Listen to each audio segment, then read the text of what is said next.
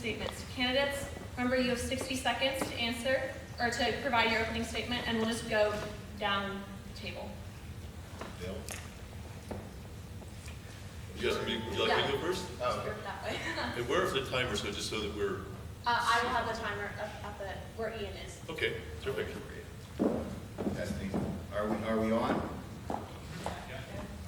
Do I need to use the microphone, or would any of you in the back be willing to come forward so we can just have a more personal conversation? What do you think? Is that okay? Okay. My name's Benjamin Lucas. I'm a Democrat from Montecito. I just want to thank the students for putting this on. Like I said earlier, they were the first to contact any of us about the forum, and they were on it and did a wonderful job. I'm very happy to be here. If you watched the local news lately about the two historic homes being moved from Pueblo to Figueroa, I did that project. I was the design consultant for that and did it with the Historical Listings Commission there. And I've been a nuclear operator. I'm a local design consultant. I've been a lot of things in my life. If the kids want to go on and just Google Benjamin Lucas, cross me with Jim Morrison, Hugh Hefner, Harrison Ford. Go on, you'll have a lot of fun looking me up all the way from 1976 on up. I worked at 3 Mile Island. I was a spokesperson for Playboy. That's how it cross-references, and Harrison Ford's Carpenter. So I kind of have a Renaissance type career. And I have a lot of good ideas. If you go to thelucassolution.com, you'll be able to see all my ideas. I have a comprehensive package I put together called The Solution. Thank you.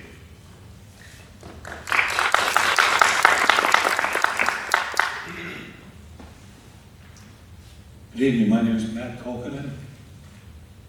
I appreciate you guys being here.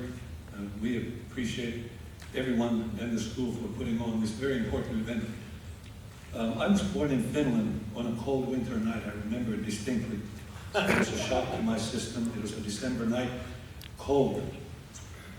My father died when I was 13 years of age, and I told my mother, I said, I want to go to America. And she didn't really believe me, but she humored me and took me to the U.S. Embassy in Helsinki. So I got my papers, filled them out, and it took me 3 years to get my visa. And when I got my visa, I left Finland by myself, landed in New York with 1 suitcase, and I'm here to tell you tonight that I have 2 suitcases now, only in America. I went to Westmont College here, met my wife there. We have 2 children. I've served in the Army myself, and my daughter is a lieutenant colonel. She went to the Air Force Academy, and I believe in taking care of our military, and I also very much value the liberties and freedoms we have in America. You'll hear more about that later. Thank you.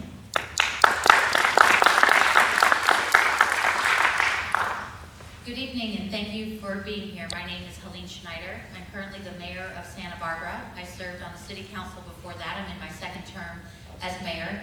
Before that, I was the human resources director for the local Planned Parenthood affiliate that covers the Central Coast from San Luis Obispo down to Thousand Oaks. And it's that combination of experience of local government, being a mayor, working to get things done with a diverse city council that I want to bring to Washington, D.C. In terms of fighting the gridlock that we see there, along with a very strong and long-time tenure of activism in reproductive rights and social justice, and a professional background in human resources management. I'm very glad you're here. I think it's a small crowd, but to me, every vote counts, and anytime anyone wants to talk to us about the issues is important. I'll give Mr. Asajian a pass as he's doing his job up in Sacramento, but you should know that another candidate, Mr. Carbajal, is at a fundraiser for himself for the campaign when we knew about this in February. I think that means something. Thank you very much.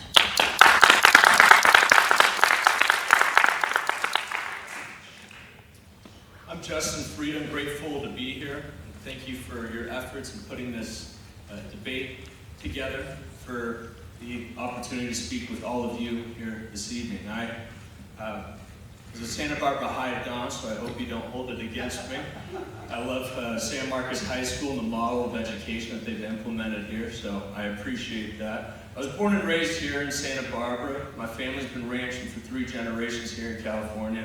My father's a U.S. Army veteran and a doctor who, when I was a kid, used his medical expertise to invent several devices that help treat repetitive stress injuries. So other than becoming a walking testimonial from playing football to our products, I grew up packing boxes, taking inventory in the garage, going trade shows and chambers to build our business. I'm vice president today. I had an opportunity a few years ago to work for a senior member of Congress. It was my responsibility to evaluate problems that we had in policy. We'll talk about that a little bit more as we move forward. Thank you.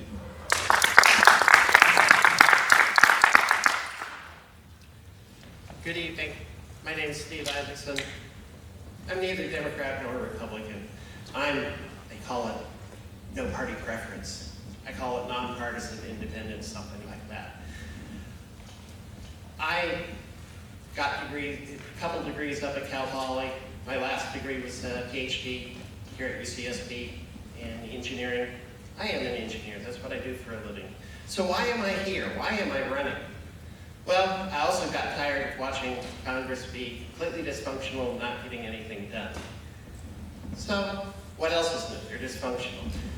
But what concerns me is there's some major problems coming up in the next few years. And I don't want Congress to continue to sit around and do nothing and let these problems come to full force and cause major, in particular, economic problems. So that's why I'm running. I see a stop sign back there, just trying to stop the dysfunction.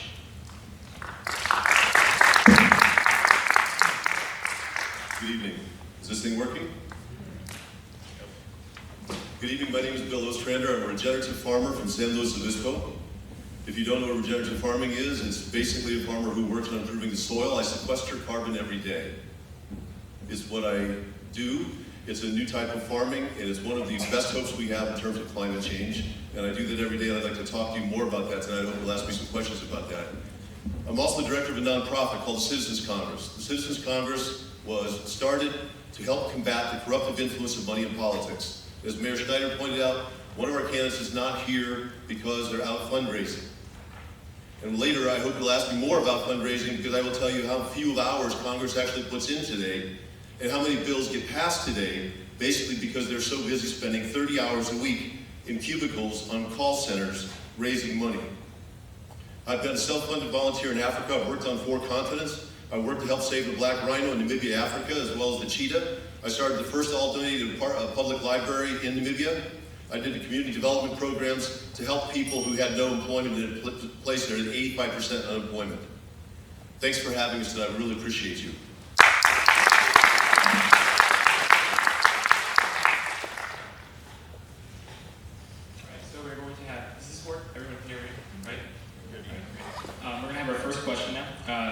So there has been much debate surrounding campaign finance nationally throughout its current election cycle. What are your thoughts on the manner in which political campaigns are financed? And we're going to start with Mrs. Schneider. Start with me? Yeah. Well, that's a great question. I think the issue of money in politics, I think, is poisoning the well in Washington, D.C. You can just look at this particular race and what's going on. There's over $500,000 in outside PAC money that's being put in to Mr. Carvajal's race on his behalf, attacking other candidates and trying to promote him. I think there's a problem when in a primary election especially, that the voters are being outnumbered by special interests in the establishment in Washington, D.C. This is the first time the seat has been open in 20 years, and it's the first time voters in the 24th Congressional District get a chance to speak out and see who they want to be their next representative. I think the issues related to Citizens United needs to be overturned. There needs to be better transparency in terms of the amounts and who's paying for what, and being able to see that in a very clear and effective way in Washington, D.C. You wonder how much is being, when money goes out in that kind of capacity, how much people owe them afterwards. And so there needs to be a really important role in terms of focusing on campaign finance reform. It's getting to the point where even members of Congress today are getting sick and tired of the 30 hours a week they're told they're supposed to spend on the phone raising money as opposed to getting the job done. So when I go to Congress, this is going to be one of my top focuses, because frankly, this particular issue will also impacts every other issue. Why is it, for example, that prescription drugs are so expensive in this country? Is because the pharmaceutical industry has a stranglehold on money in politics. you can go on and on and on in all the different issues. So that is the number one issue, and I want to give props to Mr. Ostrander on bringing this up time and again as well.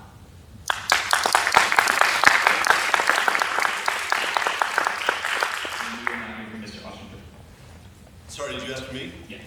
Okay, thank you, and thank you, Mayor Schneider, I appreciate that. What people need to understand is out of 1,799 legislative outcomes that were studied between 1981 and 2002, between two political scientists named Gillis and Page, what they found out was that majoritarian democracy, the things that you're supposed to be learning in your civics class here in high school, the things that we brand ourselves as Americans as being about majoritarian democracy, the things that we're trying to franchise to the rest of the world, that we go out to the Middle East and try to create democracies, the thing that we keep telling everybody they should do, we're not doing right here at home. The single biggest determinant of legislative outcomes in this country is money. That's a quote, whether it comes from corporations, individuals, unions, or special interests. Majoritarian democracy, quote, plays little to no effect. And if you don't even believe that, let's just look at what Congress is doing since Citizens United was passed. Citizens United was passed, the average number of hours that Congress was in session was 2,127. 4 years later, the average number of hours that Congress has spent in session is 768, and it's going down. The average number of days that Congress is in session today is 137. The average number of hours they spend in session is 4.8. They do not have enough time to look at the bills they're voting on. And when you look at what time they're spending, as Mayor Schneider pointed out, they're actually spending twice as much time in a cubicle across the street, because it's not legal to do it from their office, across the street in the Republican or Democratic committee headquarters, dialing for dollars, than they are spending in time reviewing and looking at legislation. That's why public financing is so important, and I've authored a couple of public financing bills for the City of San Luis Obispo. Thank you.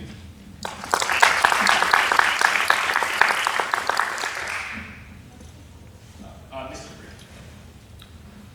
I think this is a very important issue. I think one of the issues that we're seeing is something that the mayor pointed out, when one of the candidates would rather be raising money than having the conversation of what we can do to improve our democracy, how we can best represent the people that are in this room, the people that they are working to serve in Congress. That's the people of the Central Coast, all of San Luis Obispo, Santa Barbara, and a portion of Ventura. What we're supposed to have is 435 servant leaders representing us and doing what's best for the future of our country. And unfortunately, we're getting politicians that are raising a ton of money so that they could advertise and discuss nothing but platitudes. There's a huge issue. So, I've heard a number of people talk about all the consequences of these problems, but what is the solution to it? I'm of the mindset that it's in our hands as citizens and people who care about the direction that we're heading in to solve this problem. It's about being engaged and informed about what the candidates represent, what they stand, what their vision is, why they're running, how they'll serve you.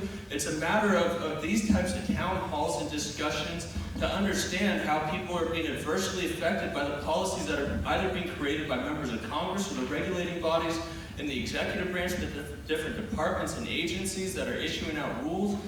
The only way that we're going to be able to get this back on track is by having strong representatives that are really working to serve the will of the people and care more about the next 10 or 20 years from now than they do their next election.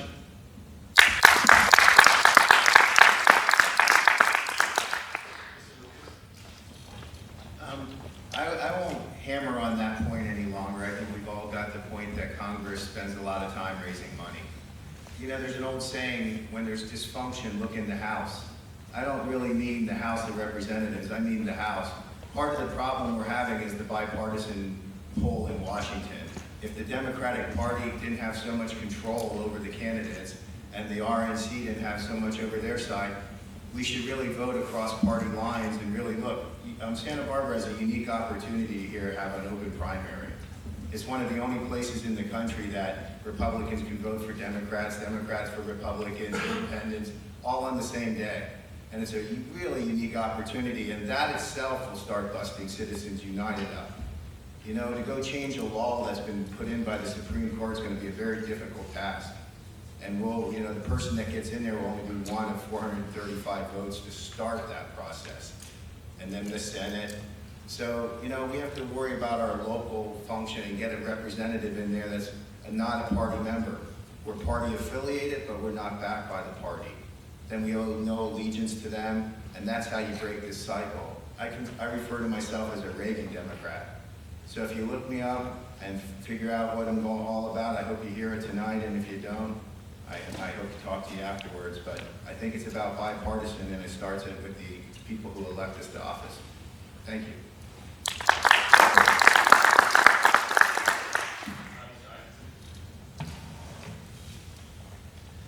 Several months ago, during the required election, I was talking to Mr. Carvajal, and he mentioned that he estimated that it's going to cost about $15 million to run for this seat.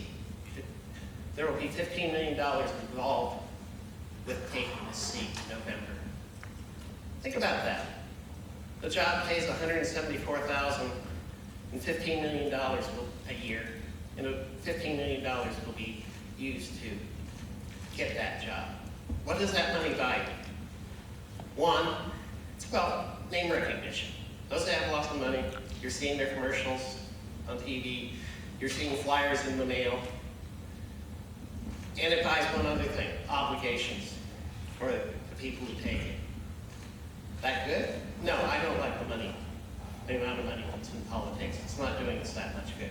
But I'd like to thank all of you for coming here to hear what all the candidates have to say, and not just listen to the propaganda in your mailbox. Yes, Citizen United, that needs to be overturned. Way too much money there. And they're supposed to be there solving problems, not fulfilling obligations for others.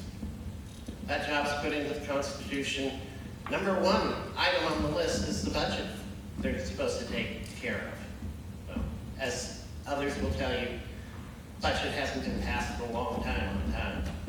That's not their first job anymore. It's raising money. Thank you.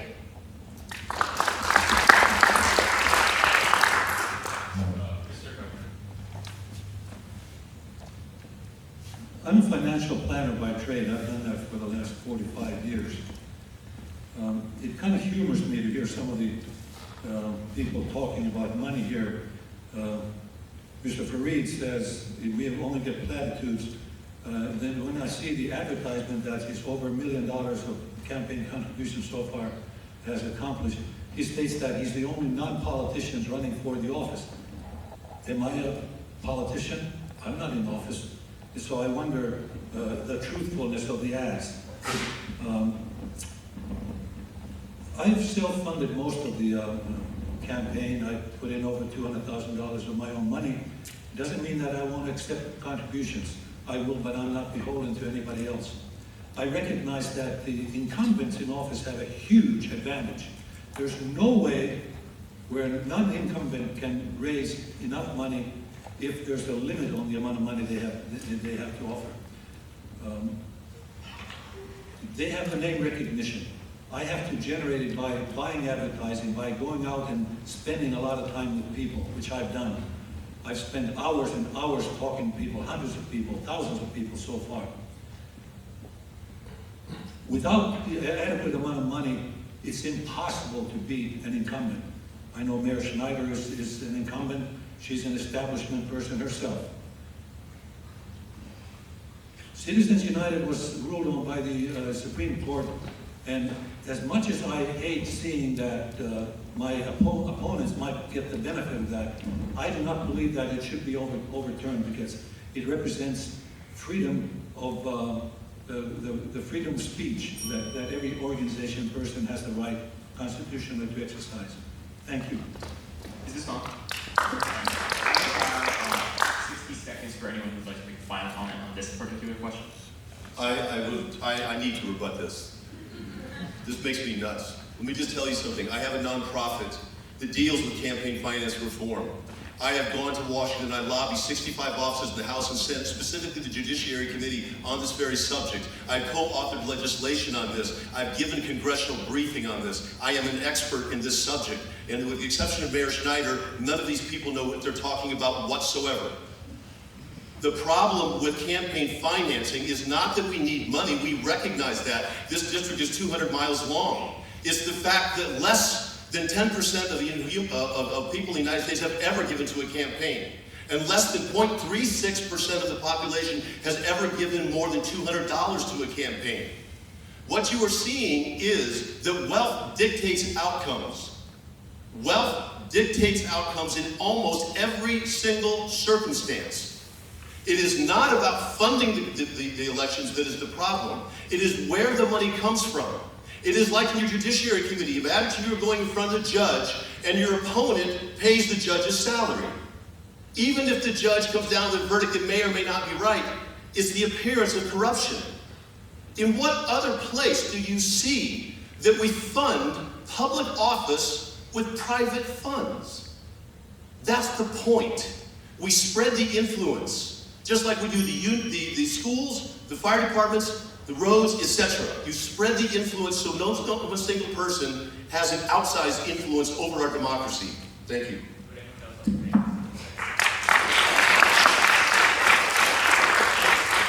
I'd just like to address that last comment that the rest of the panel don't know anything. I feel this is a pretty relaxed atmosphere this evening. It's pretty early in the evening to be insulting everybody.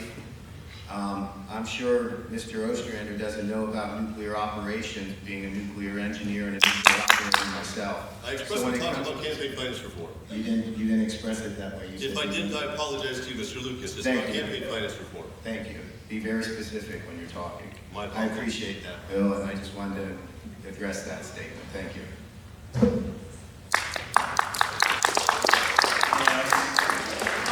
I'll just briefly add, just because I'm currently a mayor does not make me an incumbent for Congress.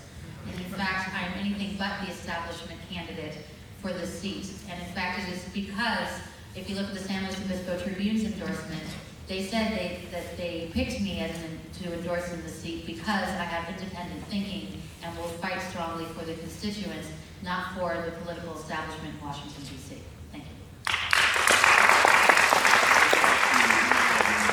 Respect each other's time. Talk into your mic a little closer. I just want to remind everyone to keep the time and not interrupt each other. Thank you.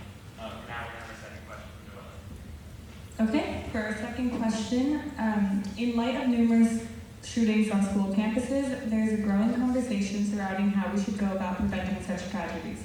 Some support limits to the Second Amendment, while others argue we should switch our focus to treating mental illness. What steps would you like to see taken towards preventing school shootings? And to start, Mr. Kokinen. The Second Amendment follows the First Amendment, and it was put there on purpose. It is there to uphold the rights and guarantees of the First Amendment regarding freedom of speech, religion, assembly, and addressing grievances. Every country in the world that has first registered guns and the people who have them has subsequently taken the guns back and subjected these countries to tyranny. All we have to do is look at Germany, which happened under Hitler. The issue is not the guns. The guns don't jump up off the table and shoot people. It's the people behind them who have a problem. Mental illness is a serious thing that has to be looked at, but I'm not in favor at all of curtailing the Second Amendment rights. In fact, there are certain things about it that we have to expand, such as the concealed weapons permit, which some counties permit. Why is Santa Barbara so strict on that? And other states don't recognize the concealed weapons carry from California. Why is that? The Second Amendment is for everybody, and it should not be limited. Mr. Lucas? In my comprehensive package, the solution, I address this very specifically. I go straight at the answer. There's nothing you can do once a gun is used. The victim loses, the perpetrator loses. You have to stop the crime, but you have to stop it before it happens. And the way you do this is you make the law and you enforce carrying rights. I believe that an individual should have the right to bear arms, carry arms, concealed weapon. They go down, give a DNA sample, a fingerprint, and meet the criterion. Any citizen, any state can carry a concealed weapon. If you're caught carrying a weapon without a permit, the violation would be a 10-year minimum sentence in federal prison. That way, gang members, underage, if you're a minor, you'd be put in a work program, not the prison facility, where you learn to be a more hardened criminal. They dropped the gun violation in 6 weeks here in Santa Barbara County. The feds don't want to deal with it. They don't want the gun violation. They put them in jail for 6 months and they're back out. If you're a minor, there is no prosecution for gun violation. You have to make this a strict standard that if you're caught carrying a weapon without a permit, you're going to be put in jail and you have to prosecute for this. I think it's a very simple process, but I don't think changing the Second Amendment in any way is going to affect the crime rate. Thank you. Mr. Ostrander? Thank you. I think it's reasonable to note, by the way, that the Second Amendment was reinterpreted in 2008 under Antonin Scalia. And that before that, we've had a long history of recognizing gun safety. It's not about taking guns away.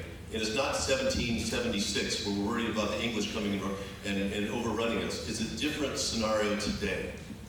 Gun safety is a study that should be done in Congress, but unfortunately, it continues to be not given any funds in which to decide how best to make use of the Second Amendment while trying to keep the public health in mind.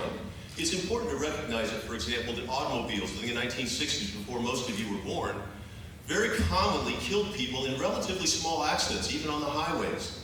And with a small amount of study and money, we figured out that we bury the guardrail so when a car hits it, it doesn't stab it like a spear. And that we put safety belts in, and we put airbags, etc. Many of the same types of things could be studied about guns just to simply make them safer. I'm a farmer. I have guns, but I don't feel the need to kill everything I see. It doesn't. To me, I'd rather see it twice, quite frankly. But we do need to spend more money on mental health. We did see an increase in crime after President Reagan defunded our mental health institutions. And I do think that we need to have more background checks. And you will note that money in politics plays an incredibly important role here. The two state senators who actually brought new laws to Colorado after the shooters happened in the theater were actually recalled by the NRA. So money in politics is once again playing its hand and showing you how it can be harmful to society's best interest.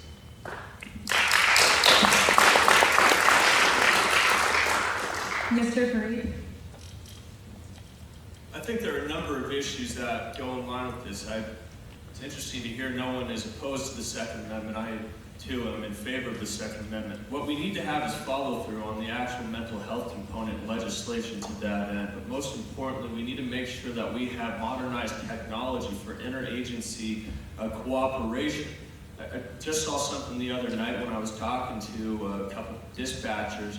They were telling me about the technology that they have between all the different agencies. I mean, technology like Uber, for example, be able to understand or see where different vehicles are isn't available to them, and so they have a long drawn-out process. So my point being is if you don't have interagency cooperation and coordination, it's very difficult to adequately enforce the laws that already exist. So we need to make sure that they have the necessary resources to enforce the laws and ensure that we have real meaningful discussions on legislation on mental health, the mental health component. And that's something that isn't partisan. It's something that just needs to have the political will to actually do it. And I think it's something that we can get done and we need to get done.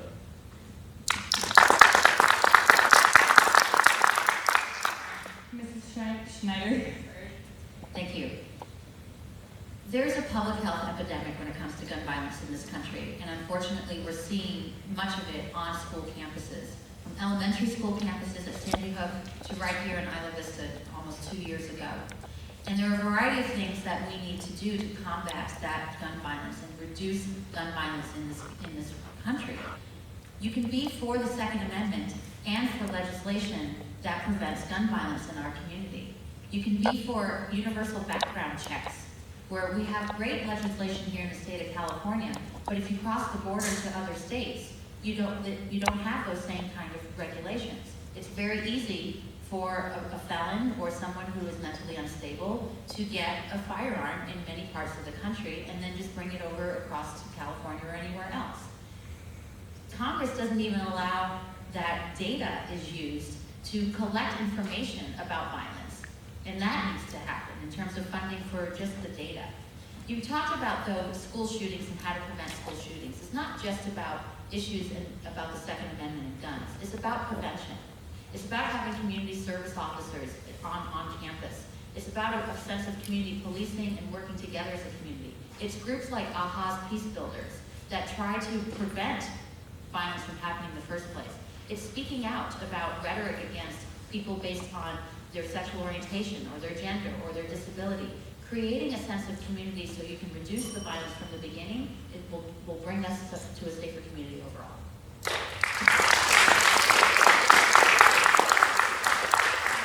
Mr. Isaacson?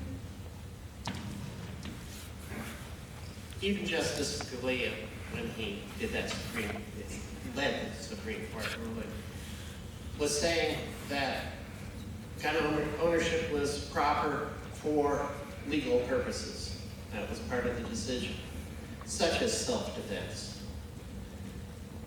You don't need an assault rifle for self-defense. There are limitations as to what you can own. The Second Amendment is specifically the right to bear arms. Anybody here want to support my right to bear nuclear arms? I hope not. There are limitations. We talk a lot about guns in the Second Amendment, but it's really about arms in the Second Amendment. There are limitations on guns as well. We don't allow automatic weapons. People don't own them. That's for the military and maybe the militias. With those limitations, though, also comes responsibility. You own a gun? Great. Keep it safe. Somebody picking it up off your desk may not be fit to own the gun.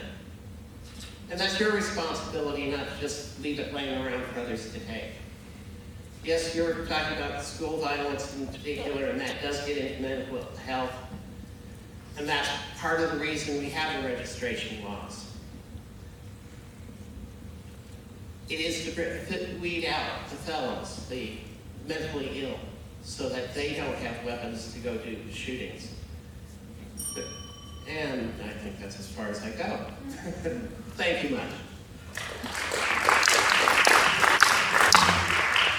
Would anyone like to make a final 60-second comment?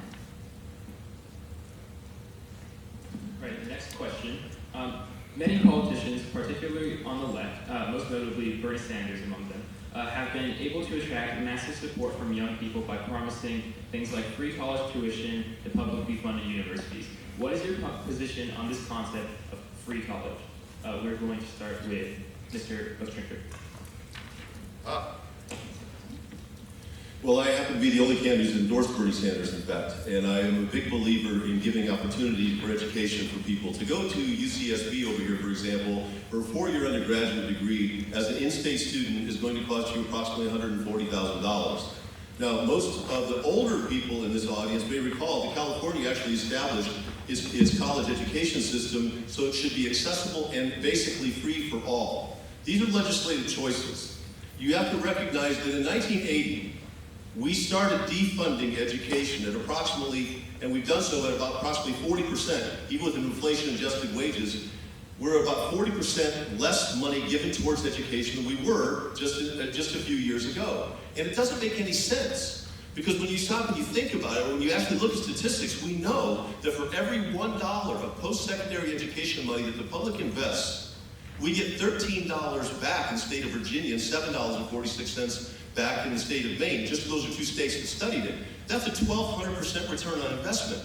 And when you look back over the last 100 years, with all the worker productivity gain, 88% of that worker productivity gain came from new technology. Technology changes. And where does technology come from? It comes from smart young people like you who think, well, why not? Why can't I do that? Technology makes us more productive. It's not that we're spending more time working, or we're working faster, or shuffling papers faster. It's kind of like, imagine that if you had to write a letter every day instead of sending an email. That's what education does. It gives young people an opportunity to make more wages than simply low-skilled Tier 3 wages, where you're doing back-breaking work, you educate yourself, you're able to be a part of a new and competitive market.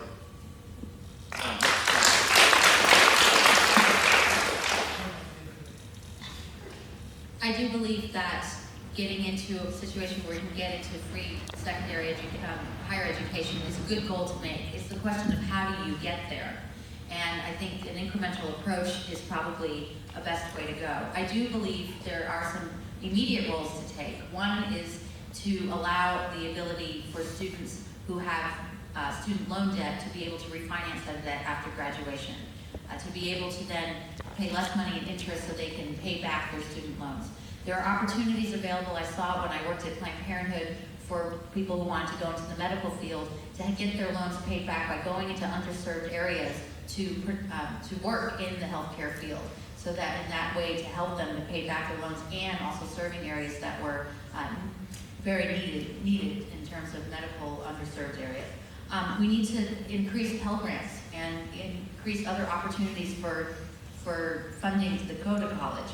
The Santa Barbara City College Promise right now is very exciting. It's a combination of what's happening on a statewide level with funding, but also with private donations that I think could be talked about what's possible throughout the country. I do agree, though, with President Obama's goal of making community colleges free, and we also need to think about the trade schools. Not everyone who graduates from high school is ready right away to go to a community college or a four-year college, and maybe a trade school is the best way to go. Those opportunities need to happen. Those can result in good, high-paying jobs, and those are things that we shouldn't forget in this conversation.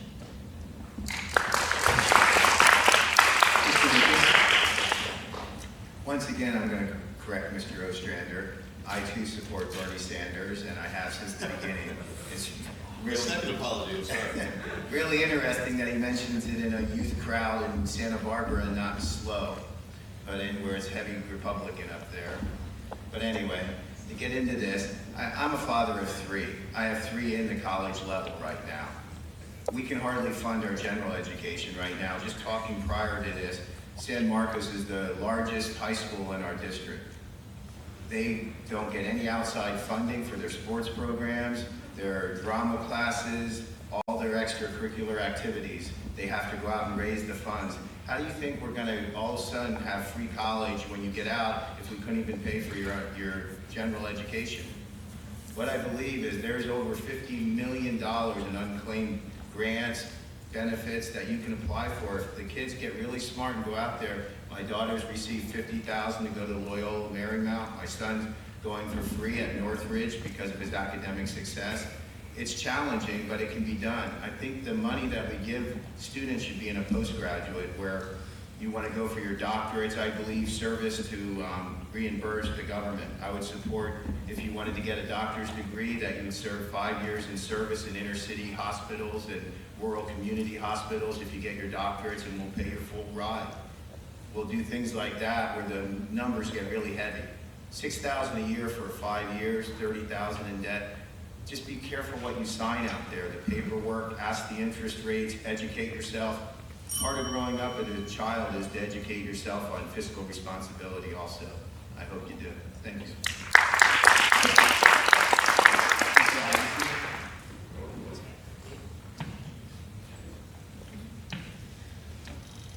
When I graduated from Cal Poly, more years ago than I'm going to say, it was tuition free. I didn't come out without, I had no debt when I came out of Cal Poly. I know all the community colleges were free at that point too, or very, very low fees to even go there. However, it changed.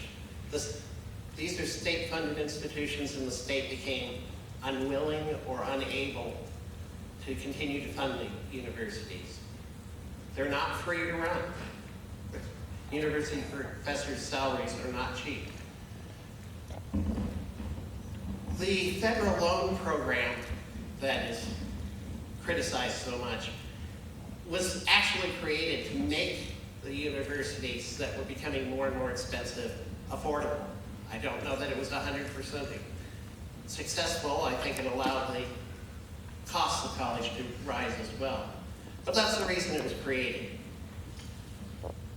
And I congratulate it for that. But yes, students leave the college with way too much debt now. I would expand the forgiveness programs, such as the doctors working in rural areas, expand those to more majors. Let more majors get their loans forgiven upon leaving college if they're willing to do something good for the country. Work in rural areas where the pay is less, what have you. It needs to be expanded because these debts ride on. Mr. Carvajal still has student debts that are 20 years old. So they're not easy to pay back. Thank you.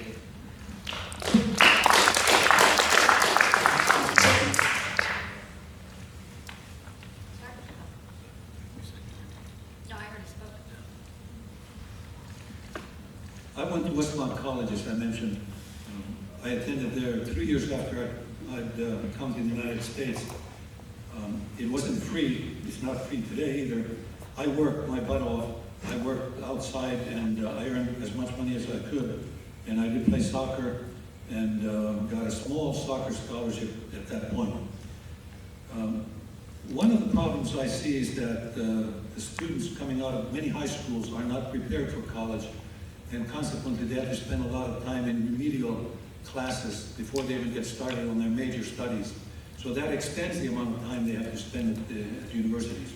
I have a unique suggestion for young people in college loans. I propose that there be no income taxes at all for people until they're age 25. That will help them get established with families, with their careers, with businesses, and I think they'll be productive citizens, and they recognize that once they have to start paying taxes, they recognize how expensive it is to run the government, and they might be fiscally conservative and responsible people at that point also. I also would like to suggest that people who, when they think of college, they are serious about the majors they take on. Sometimes people want to borrow a lot of money for a social science degree. Well, what are the chances of you paying off a social science degree loan of $100,000? Well, not as high as if you become an engineer or hard sciences or something like that. Another alternative is, for example, my daughter went to the Air Force Academy, and she went to medical school after that, and all of that was paid for by the taxpayers, but then she paid it off with time. So there are many ways to do that. Mr. Freed. I think this is a very complicated issue and can't be addressed with one silver bullet solution. So you have to look at it in different approaches. The number one priority should be working to create an environment that promotes economic growth and more jobs, so that when students get out of school, if they have an opportunity to actually get a job and be able to pay off if they've just invested so much money within. You got to think about vocational and technical education as an option when you get out of high school to better focus yourself on the job market and what it is that you want to do once you get out of school. Providing more options other than a four-year institution will drive up competition and actually yield a return to the students that actually allocate their time towards those. I think we need to modernize and expand the 529 tax-free savings account so parents and kids can invest and save through the course of their life in a tax-free account and be able to apply it towards four-year education, vocational or technical education, or through a community college that gets them best prepared to work and to compete in the 21st century workplace. I think you also look at the technology that exists and what's available as a resource to be able to learn through different avenues of education. It's not necessarily in the 21st century that you're going to have to do the traditional four-year institution. So breaking this up and looking in different directions to improve your education and actually yield a return towards the workplace will ultimately drive down the cost of a traditional four-year institution.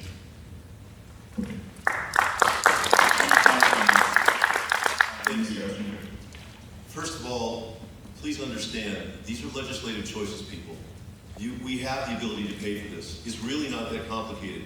The longest running tax that Europe has had is called the stamp tax, and it was created in 1694. It's a financial transaction tax. Levying a 0.02% financial transaction tax on Wall Street transactions would raise approximately $70 billion a year, which is what we need to send young people to school. We should also have a national civil service program for 18 to 25-year-olds. So you put in 500 hours in community service and we'll help you with college. We already do that in the military. We do that with AmeriCorps. We do that with the Peace Corps. We do that with programs that Mayor Schneider was talking about too, where you go into rural communities and you actually put in efforts. The problem that I'm hearing with some of my colleagues over here is they're saying, oh, well, you can afford it later, or I pay for it myself. It's 3 times more expensive to go to school than it was when Mr. Koken went to school. And if you're not wealthy like Mr. Farid's parents, you don't have the ability to send your kids to school or put money away to savings accounts. We're talking about the lowest income people, some of the lower income people in the United States, they want to have a chance to crawl out of poverty too. And education is your best opportunity for that. And it's a good investment for the community. Where else can you find 1,200% return on investment? Just because I think accuracy is important, Mr. Eikenson mentioned Mr. Carvajal's student debt, and just to be clear, it wasn't from 20 years ago when he, as an undergrad, it's from when he got his master's degree from Fielding University while being this member of the Board of Supervisors. Anyone else? All right, we'll have our next question. Immigration has been a highly talked about issue in the current election. While some support building walls, others advocate for more open borders. If elected, what steps would you take to help solve the immigration problems facing this nation? And we're going to start with Mr. Isaacson.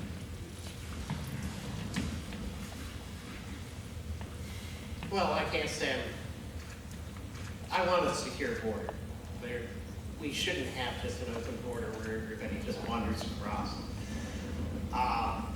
Visitors I love come across for a visit.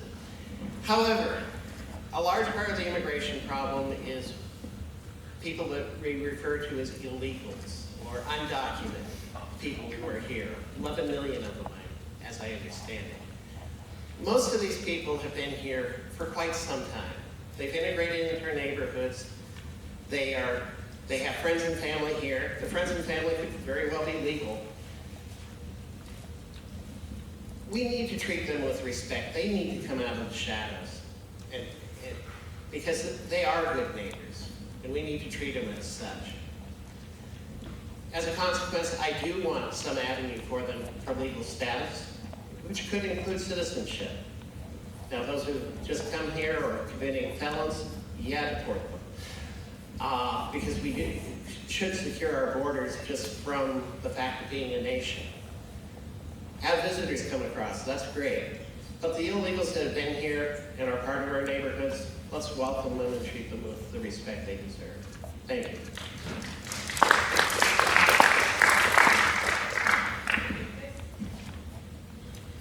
I thank you for the opportunity to answer this question. Again, in the package I call the solution, I answered it very specifically. So far tonight, I appreciate the other candidates partially repeating the question and doing things. I'm giving very specific answers. On immigration, I don't know if everybody's aware of it, but it's a misdemeanor to cross the border. It's not a felony. First time crossing is a misdemeanor. You have to see the act or the commission of the crime to prosecute. So to say we're going to prosecute an undocumented people in this country, it's impossible. They have to commit a felony or a heinous act before they can be deported. So they're here. So my solution is, you have 90 days to go register at a registration center we set up just like we did for driver's licenses. You give a DNA sample and a fingerprint and a legal address of residence. After this point of 90 days, it would be now a felony to cross the American border. No wall's going to stop them from coming across, but if you make it a felony, it puts the immigration back into the local and state jurisdiction, and when you're pulled over, you'll eventually be found. It gives gang-infested areas the opportunity for those people who became legal to now vet their communities of the illegals or undocumented people that might be gang members. You have to separate the wheat from the chaff when it comes to this immigration policy, and I think by fingerprint and DNA sample, 7 years of registration here, they're a citizen. I think that's a fair program, it's easy to establish, and that's my solution to immigration. Thank you. Mr. Fareed? This is an issue that comes up every election cycle and has been perpetuated for the last several decades. It hasn't been handled, and I'm convinced that both political parties don't have the will and they haven't tried to address this issue the right way. This is why I would move for reform in Congress to move to a single subject rule so that every single issue that is voted on or brought before Congress is only relative to that one topic. This is one that's highly complex, very, very diverse in nature as far as policy and the reform, and the first step is securing the borders. Then from there moving forward, every single piece of legislation that is considered needs to be merit-based and work to benefit the economy. And from there, I believe that either side can come together, narrowly focused on solving these problems, and as they exist in different issue areas, industries, and through the long-range problems that we have with immigration, this will actually solve it if we do it one step at a time.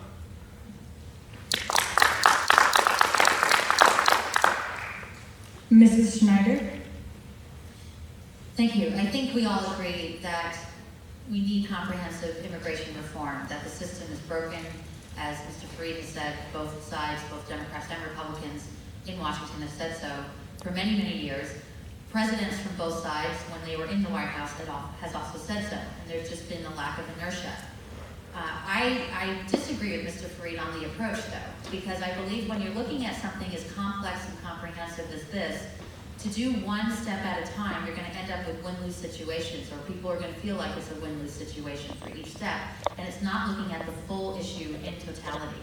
When I do that at City Hall on big issues, we try to see where the common ground is, and you have your non-negotiable issues, but you have your basic core common ground concerns, and you work something together. And that's where I think, where I would do is work with other members of Congress on both sides of the aisle, where this is a particular issue with their constituents. I do think we need to secure the border. I also think there needs to be a pathway to get people to legal status. I am a supporter of the DREAM Act, that children who were brought here should be able to finish school and get a degree and move on to other forms of employment and other education opportunities. We also need to look at the rhetoric that's happening here in this country and how that's related, that can be related to violence, how it relates to inertia as well on this particular issue. There was an issue up in Tacoma where there was an arson attack where farmers were trying to do the right thing by bringing in, through the visa program, farm workers from another country and giving them housing. And that housing was burnt by arson. And people were pleased that that project wasn't going to happen anymore. This needs to come together as a community, especially here on the Central Coast. Thank you.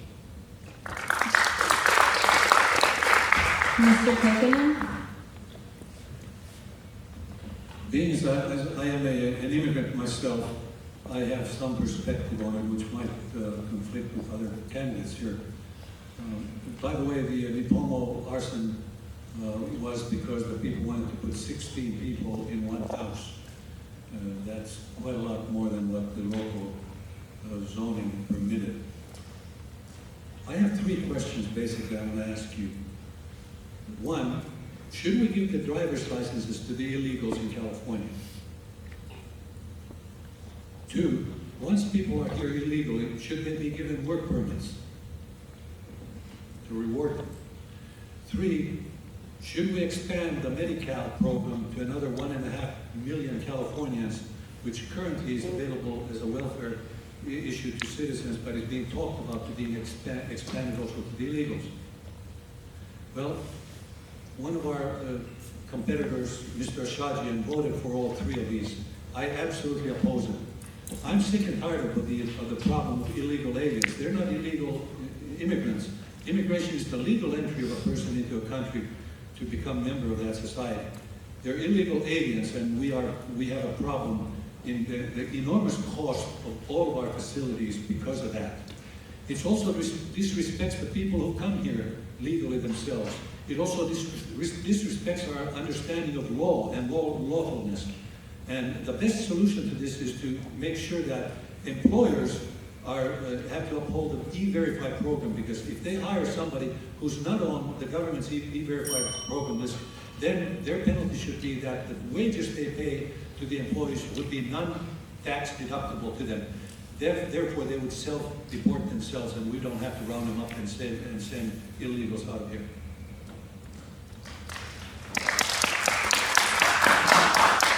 Mr. Ostrander? Thank you. First of all, I would support the DREAM Act, which would allow children of illegal immigrants to find citizenship, find a path to citizenship in this country. Second thing is, what most people really don't take into consideration when we talk about immigration is actually the financial characteristics of this. And by that, I'm going to explain two things. The Farm Visa Program, that Mayor Schneider and I think Mr. Copeland was talking about, is called the H-2A Visa Program. And it's intended to bring in workers from other countries to help collect our vegetables, our fruits, our foods, etc., and to harvest our crops. I'm a farmer. We have not enough labor in our area actually to harvest the crops that we have. We depend on that immigrant labor. And we all take advantage of the cheapest food in the world today, of any developed nation. And one reason for that is because we're grateful for our neighbors who come across and actually help us collect or pick and harvest our fruits and foods. The problem is that when they get here, they realize, in many cases, they earn $20 a day in Mexico, and here they can earn about $11 an hour on average at a farm. And so oftentimes many of them are simply trying to get ahead in life or send money home. We do have a better border. We have more security agents. We have more virtual fence than we ever had before. We've deported over 1 million people, 2 million people we've deported. We have 1 million less than we did in 2007. 50% of our immigrants are from Mexico, but the rest of them come from all over the world. They come here and they stay. And what we have in place at the corporation levels, we have a program called an H-1B visa program, which gives away 85,000 head of household jobs to people with special technology from across the world every year, which benefits institutions and corporations like UCLA just down the street that has 147 in 2014 alone, paying $66,000 a year. So we actually have to have a resolution with this with our own heads, our own minds.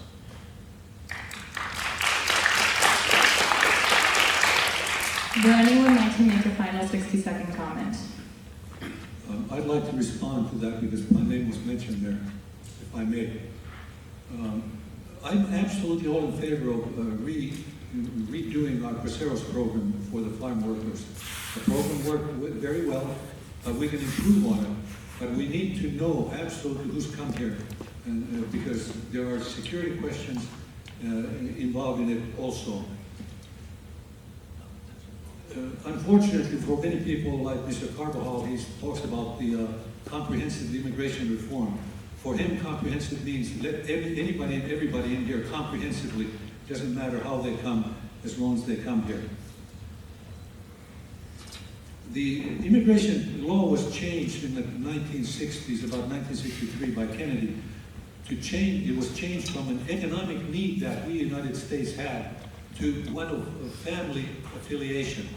And now people come here specifically only if they have a long lost relative, they'll be able to bring that in here, even though it's not economically good for us. So we have to change and make the reason that economically valuable for our needs in the United States. We come first.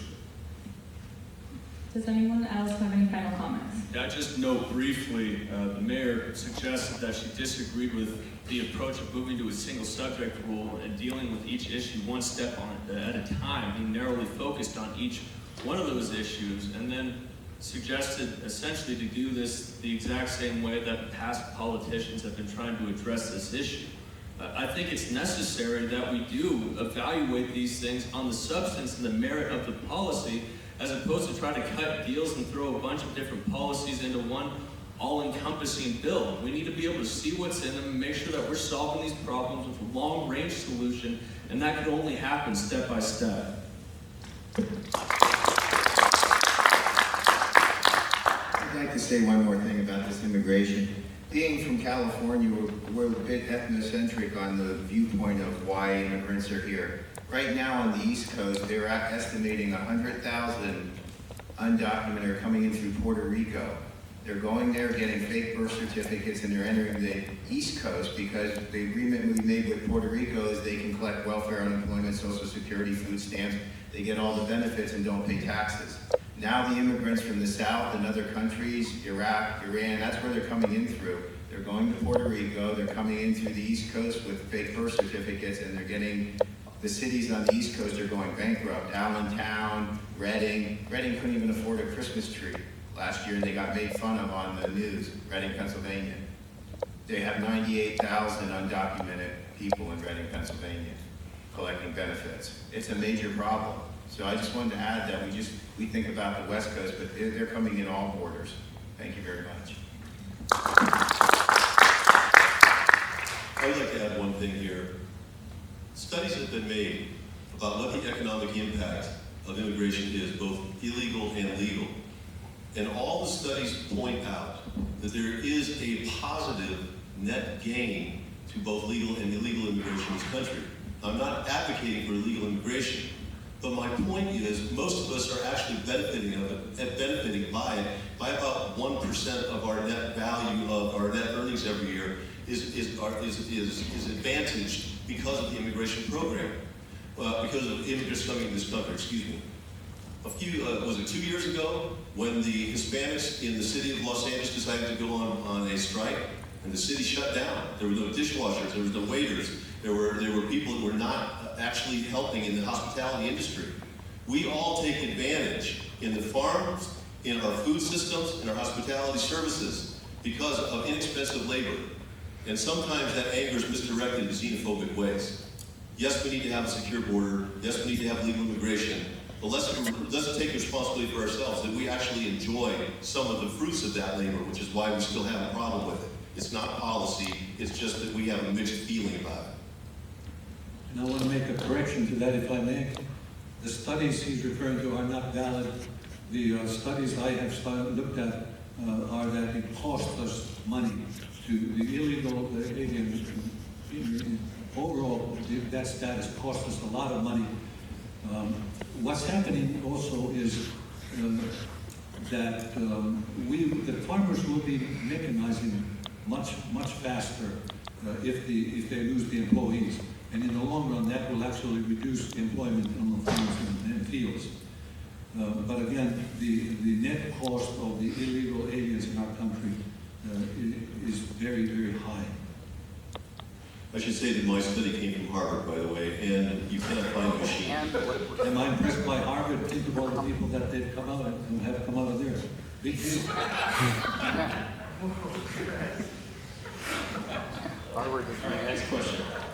In the past year alone, we have seen a rise in radical Islamic terrorism and threats from groups like ISIS. Clearly, it is a major national security threat. However, some believe that climate change is still the most pressing national security issue facing the United States. Do you believe with this idea, and what steps would you like to see to make better the safety and security of this nation? And we are going to start with Mr. Fruit. Yeah, flip me. I appreciate the question, Ian. When you talk about the rise of ISIS, this has been a considerable issue, and we were recently attacked by ISIS down in San Bernardino, which really begs the question, what is the certainty? A few years ago when I was working for a senior member of Congress, one of the main issues that I dealt with was foreign policy. I helped run the U.S.-Turkish Relations Caucus, or led a delegation to Turkey, was down on the Syrian border in a town called Gaziantep. I saw the refugees. I talked to a number of different leaders within the community and people that were just there on the side of going through the marketplace. One of the problems we have is very short nearsightedness with our foreign policy. We have shown that there is no long-range solution, either diplomatic or military solution. We've abandoned many of our NATO partners and allies within the region, and there hasn't been any leadership provided through this process. What we've got in turn is the rise of an extremist group like ISIS, a number of proxy wars that exist in that region, within Syria. This is a tremendous issue, so it's necessary that we build our relationships with our NATO partners in the region, our allies, and develop a concerted and long-range approach to bring some certainty to this situation before it gets any worse, and that's something that needs to happen immediately. Mr. Isaacson.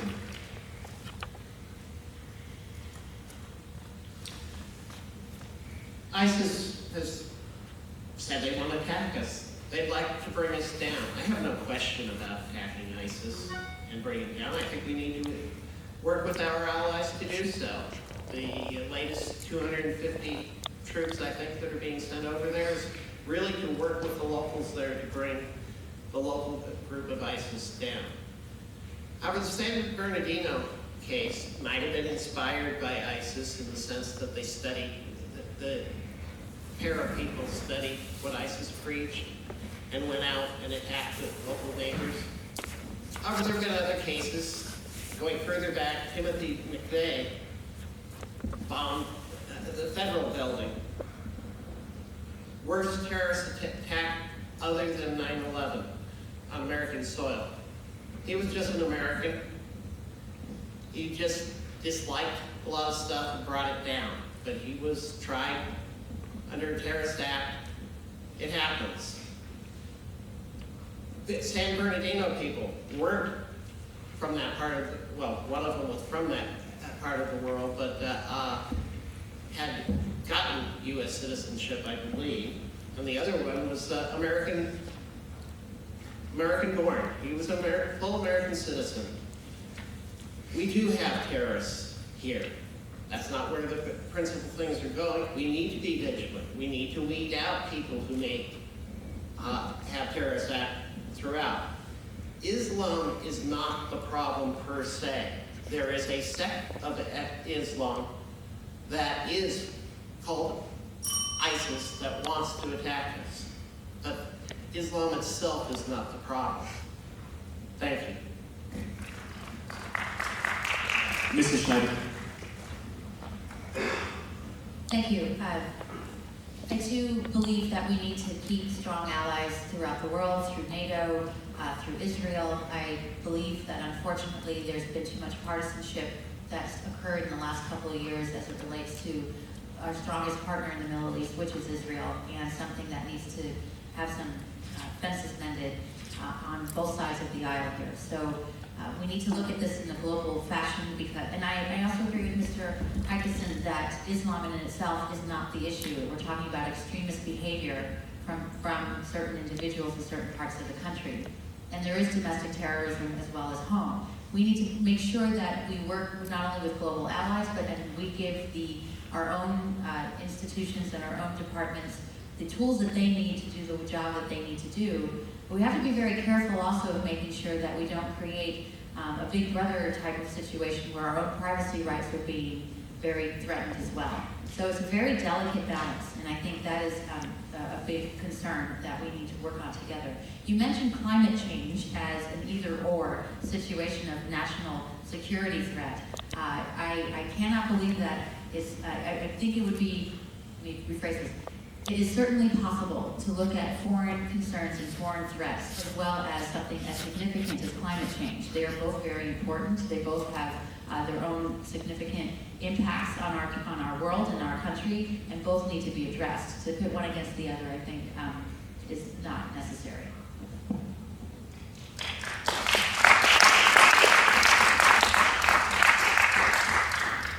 Mr. Copeland.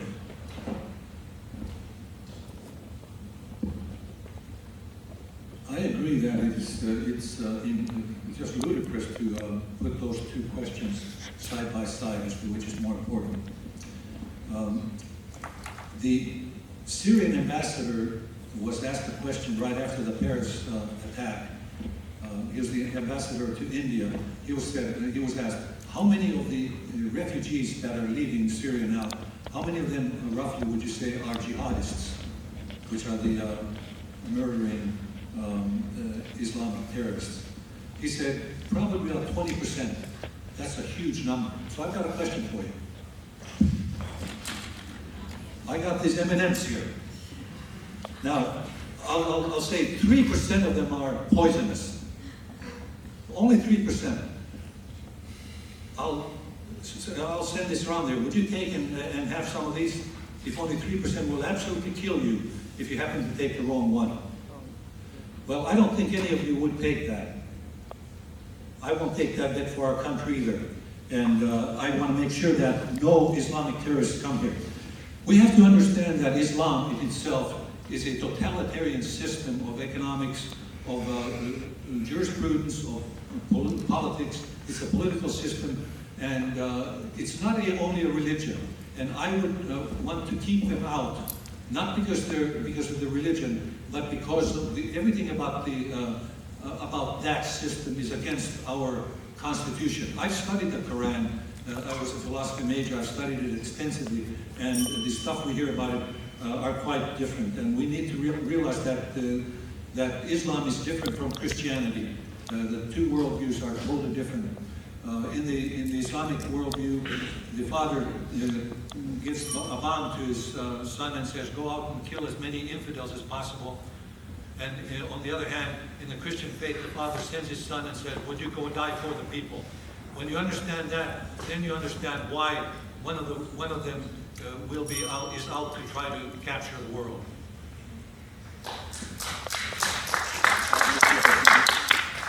Mr. Ocean. Thank you.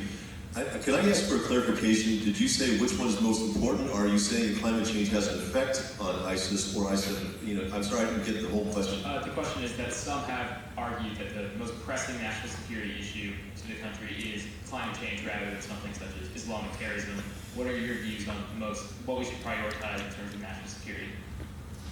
I think that in answer to your question, it's important to recognize that in Syria, for example, where we're having a hotbed of problems right now, the water table went from 180 feet down to 2,500 feet down. What does that cause? It causes a shortage of food. It impacts the economy. When people don't have food, when they don't have the ability to make a living, they get angry, then they fight. This isn't simply about Islam, it's not simply about jihadism. It's also about education, opportunity, food, water, and climate change is causing a problem for that. We're expecting about a 1 degree centigrade increase in climate change in the very near term. We're already approximately there. But that's an average around the world. In the Middle East and in some places of sub-Saharan Africa, you're talking about the temperature going up approximately 4 degrees centigrade, which is up to average temperatures of 118. That creates a problem for the environment. When there are no natural resources, people get upset. People want to be fed. People want to be given water and opportunity. So there's a very real connection there. But there is a certain level of xenophobia that goes on in this country about terrorists coming into this country. I wonder how many people understand that the refugees that come to this country, which have been less than 2,500, are actually not even chosen by Americans. They're chosen through a process that takes 22 to 24 months of time. So what we have going on with climate change is significant, and it was going to get worse until we deal with that and hopefully start to change the problems of climate change. That it's going to cause on the environment. Thank you.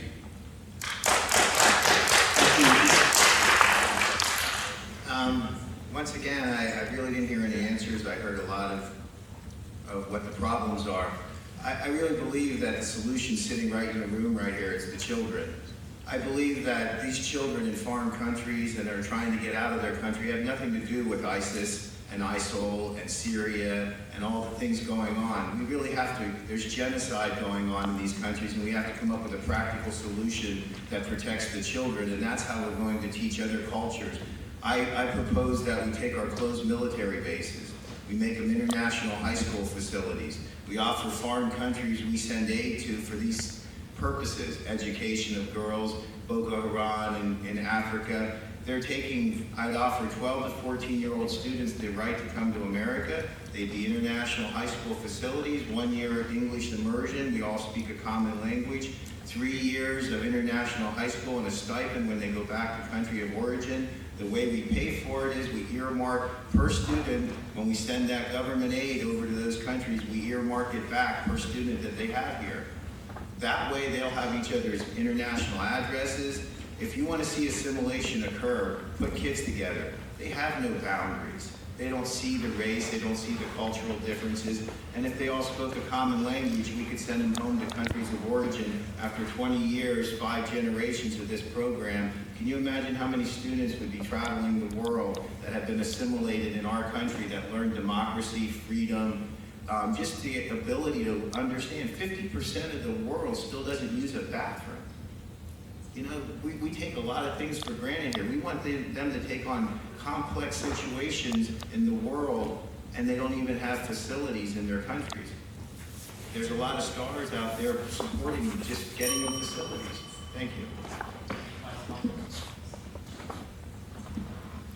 I want to apologize because I realized when I answered the question, I wasn't really answering your question. Was prioritizing two different problems. And I just want to comment, they're both important problems. As a member of Congress, would be my job to address both of those problems. Yes, ISIS is a problem. Climate change is a huge problem as well. They would both have to be addressed. I can't put priority with one over the other. Thank you. I think it's important to talk about foreign policy here a little bit because it should be applied more than just specifically about the Middle East, for example. We actually should be doing more programs like microfinancing of women in other countries. Microfinancing of women in other countries has proven to be an incredibly successful program where they open little shops, where they turn around and they end up caring and taking and raising enough money for their families. We have to realize that the world itself is in a transition period right now where we're weaning ourselves off of fossil fuels. And most of the Middle East is actually functions because of the money they get from fossil fuels. So if you live in a country that doesn't have the kind of natural resources that America does, we've got to find ways to help them succeed and help them transition away from fossil fuel economies. Both of those things are connected. We sold $49 billion to Saudi Arabia last year to help fight wars in Qatar and in other places that are dealing with Shia and Sunni fractions. But what we really need to start looking at is actually helping them transition out of fossil fuel-based economies.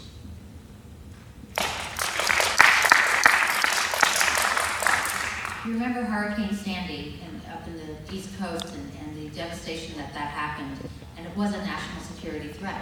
Lives were threatened, endangered, a lot of property loss, the amount of time and effort and money it took to rebuild in certain areas that are still vulnerable, and that can just happen again. That is an aspect of climate change, of these storm surges that are going to happen here. And so dealing with climate change, basically we're looking at how do we get away from a fossil fuel energy economy and move away from fossil fuels into more clean and renewable energy. Making those decisions, putting money into research and development on how to store and transport solar energy and wind energy to make it work no matter what the process is necessary. And by doing so, by weaning away from fossil fuels, we then also take ourselves away from being in a situation in the Middle East that can create some of the terrorist concerns that we have. And so they do go hand in hand, and to pit one against the other doesn't make sense. So I think in terms of, we have to look at the big picture of what we can do to be self-reliant, self-resilient, and have good, strong global connections like we saw in Paris last December when the world came together, world leaders came together to say, what can we do as mayors, as countries, in reducing our addiction to oil and becoming more resilient. Going to be talking about Planned Parenthood. So the question is, there's much debate surrounding whether or not there should be federal funding for the nonprofit and at times controversial organization, Planned Parenthood. What is your opinion on the potential defunding of Planned Parenthood? And to start off, we're going to have Mr. Lucas. I would not defund Planned Parenthood in any way. I support it. I think the programs are important. I actually had my children at home. I had home births with a midwife, all three of my children. I love to say that. It was one of the highlights of my life, participating in that process. So, you know, I would never try to overturn Roe v. Wade or go to Congress to do these intentions, but I think education and Planned Parenthood at a young age, education on any subject is always valuable. It's a very simple answer. I would try to increase funding, and I'd try to educate more on that situation. Thank you. Mrs. Schneider? Thank you. Having worked at Planned Parenthood for 11 years, obviously I'm someone who believes deeply in its mission and actually believe that the work that they do prevents unintended pregnancies more than most organizations who pertain that they're against Planned Parenthood, because they focus on preventative family planning and education. I want to be clear about what was going on with this issue about defunding Planned Parenthood. It's not like the federal government writes a check for $500 million to Planned Parenthood clinics across the country. What this was about was getting reimbursement for services. When women and men go for services such like an annual exam, or cancer screening, or sexually transmitted infection screening and treatment. Those things happen, and there's billing that happens, and then they get federal funding to reimburse the medical providers at the clinics for those services. And since the 70s, under the Hyde Amendment, none of those dollars are ever used for abortion services. So the debate about that issue is ridiculous, because it's not even making any sense according to the facts. Issues, I think, as President Clinton says in terms of abortion, it should be safe, legal, and rare. And what we can do to educate our families, to educate women, to give women the ability to make decisions about their own medical conditions without government interference, that's where we need to go.